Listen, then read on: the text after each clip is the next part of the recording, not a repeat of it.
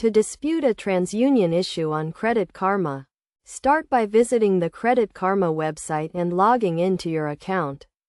Once you've accessed your account, review your TransUnion credit report, scrolling to the bottom of the account containing the error and clicking the Dispute option. You will then be prompted to fill out a form verifying the nature of your dispute, checking all applicable boxes under the various categories. After completing the form, submit it for review. Alternatively, you can also dispute an issue through the TransUnion website, accessed from Credit Karma, by clicking the Raise a Dispute button and following the prompts to enter your details. Answer security questions, and navigate to the transaction or item you want to dispute. From there, you can request an investigation and upload supporting documents.